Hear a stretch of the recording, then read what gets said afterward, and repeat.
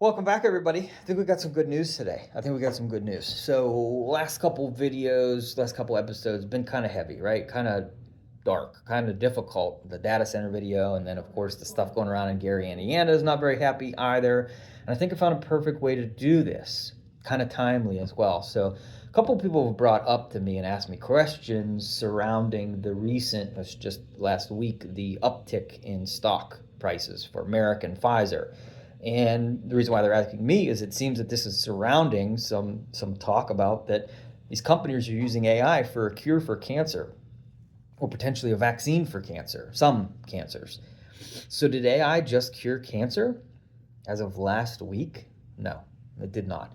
But did they create a vaccine for some types of cancers? No, they didn't do that either. But that's probably why the stock went up and then down is, in an equally impressive amount of time and rate. But what actually happened here isn't nothing. It's actually, I think, something to get pretty excited about. A lot of people seem to be pretty excited about it. And that is they're using personalized cancer treatments here. They call it precision treatments because it's actually using your own DNA.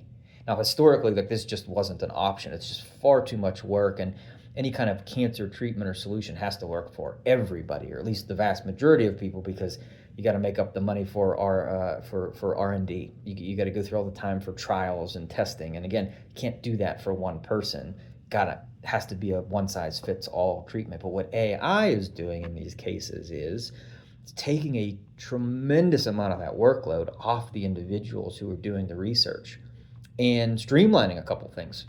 Honestly, it's making things possible that just weren't options before. One of which is it is being used to find the most likely solutions to some of these treatments. So instead of us being guinea pigs to the nth degree and having everything tested on us, AI is actually really narrowing down the solutions or the treatments that might work. So how are we doing this? Well, we're using viruses, which is a little scary, I know. We're modifying viruses, which again, I know is literally the lore and the storyline behind like a half of a dozen science fiction horror movies. But we're doing it, and it is working, specifically measles and a couple other ones. So what we're doing is essentially training measles and other viruses to let our bodies know that cancer is cancer. Now, that's like an incredibly oversimplified way of saying this, but without a 5-hour long video about what mRNA is, how we train viruses, what a virus phage is, and how it all works,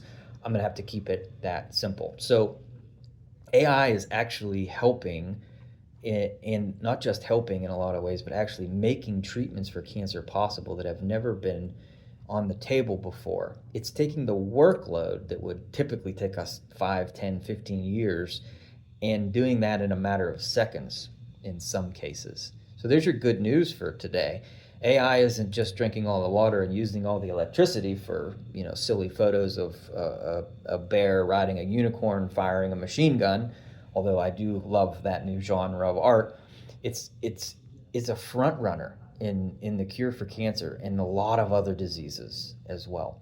So there's your little bit of hope for your drive home today. Also, we've got a new episode coming out with Jackie from Jacket Consulting. That's probably going to come out Wednesday. Keep an eye out for that. Keep listening. Keep listening so you can protect what you've built, so that we can protect what we all have built. And we'll see you soon.